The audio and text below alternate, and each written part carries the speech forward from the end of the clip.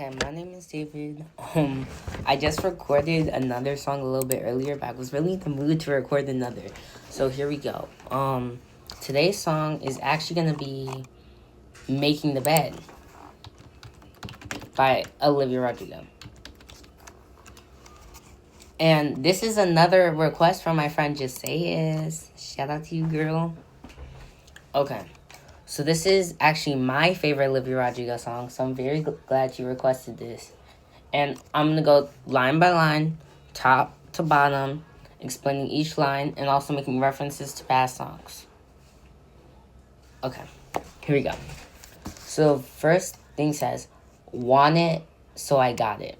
This line, like, at the very start, like, when I'm just reading it out loud and she's not singing with, like, that very, like, sad voice, it's kind of giving, like, Ariana Grande, you know, like, 7 rings, like, she wanted it, she got it. Okay. Want it, so I got it. Did it, so it's done. Another thing I ruined, we used to do for fun. So I don't think this is the first thing that happened. That she's wanted something really bad, like a conversation. She went too far with the joke, maybe had a little bit of a crush, and she just ruined it. And it was just supposed to be a little funny game or something. Another piece of plastic I could just throw away. Another conversation with nothing good to say. So that first line, like with the plastic, that has so many meanings to me.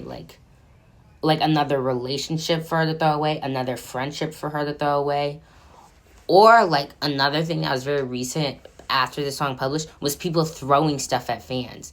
So maybe it's kind of her way of saying, like, stop throwing stuff at me, bro, because I'm throwing it away. But I don't think she's thinking like that. Another conversation with nothing good to say. So maybe she's talking to her family, her friends, online with her fans, and there's just nothing good to say. She's not getting anything from talking to them. There's no point in her to talk to them. Then she says, I thought it, so I said it. Took it because I can. Another day pretending I'm older than I am. So in that first line, it's kind of like giving, like, she thought something and she said something before speaking, and it kind of like ruined the whole mood. Like, the mood was done. Like, everybody went home after that. And then she says, another day pretending I'm older than I am. Right now, I'm pretty sure she just turned 22 in February, I'm pretty sure. So she's only been able to drink for, like, so long. By the time this song came out, she wasn't even 21 yet. She was still 20. So I think she's pretending to be, like, actually an adult when she's really not that much of an adult when this song came out. Another perfect moment that doesn't feel like mine. Another thing I forced to be a sign. So that in that first line, I think she's kind of suggesting that, like, yeah, I really like this. Like, yeah, but was this for me? Was this for somebody else? Was this somebody else's perfect moment? Like, kind of like if you have a really good interaction with a fan or your friends, and it feels perfect to you, but maybe it's even better for them, so you don't even deserve to have the fun with that. And then she says, another thing I forced to be a sign. So, like, maybe she sees something and she thinks something different, but it's just completely normal, you know? Like, maybe it's not, like, as deep as she's thinking it is. And then we go into the chorus. Well, sometimes I feel like I don't want to be where I am. Which is very valid. She's been a Disney star for 10 years. She's been making music for a minute. Maybe she regrets being famous, you know? Like, I can't blame her. Getting drunk at a club with my fair weather friends. I'm gonna look up what that means so I can give y'all an accurate response. Okay. So, fair weather friend is someone who stops being a friend, like, when you need something. That's what Google's telling me. So, basically, she's getting drunk at a club with filler friends. These aren't really her friends. They're just filler episodes for her to have fun with. And she verifies that by saying in the next line, push away all the people who know me the best. So maybe her best friends, or the people she's talking about in Hope You're Okay, or her family, she's pushing them all away so she can hang out. But she doesn't want to be alone, so she came up with some fake friends, some fair weather friends. And this next line is interesting because it says the cover. But before I go into that, I want to talk about another song she has called Traitor, where she says where she's sleeping in the bed we made. So when she says bad, making like when she says bad, she means the relationship. She's now in the relationship that Olivia was in. There's also now you made your grave, now lie in it. So the bed could be the grave. And she did this all to herself. And I don't know. That's up for you guys to decide. But she says, but it's me who's been making the bed. Is she digging her own grave? Has she been trying to get into somebody else's relationship? Has somebody been trying to get into hers? Interpret it as you must. I'm so tired of being the girl that I am. Every good thing has turned into something I dread. So maybe it's she's reminiscing about the times when stuff was simpler, it was easier, it was more fun. Maybe it's that. Or other people ruined it. Her friends, her family. Or again, it's a perfect moment for her, but maybe it's even better than perfect for somebody else, so she's giving that up. And she's dreading it. And I'm playing the victim so well in my head, but it's me who's been making the bed.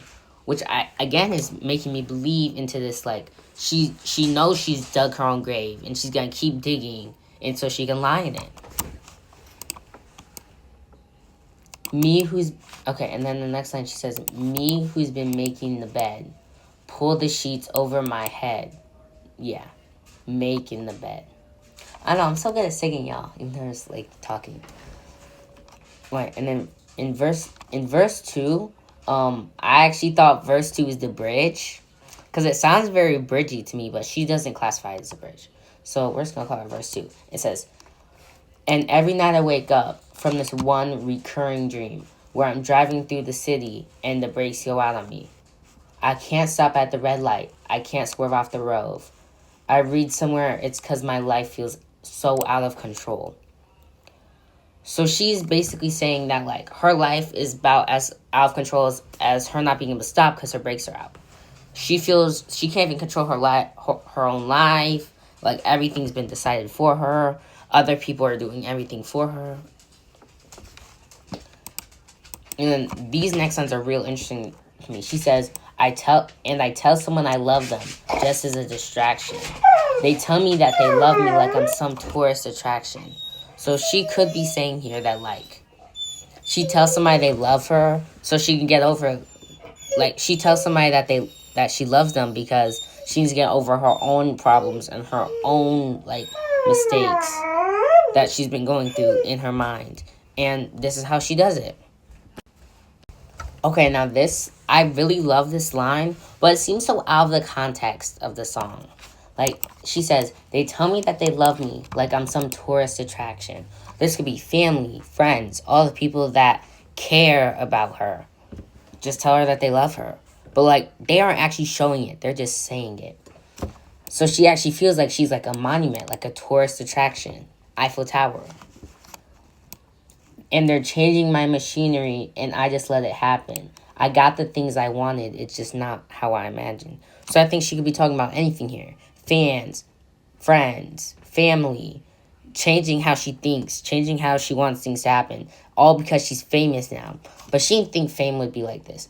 So I think this song is kind of her reminiscing on being famous.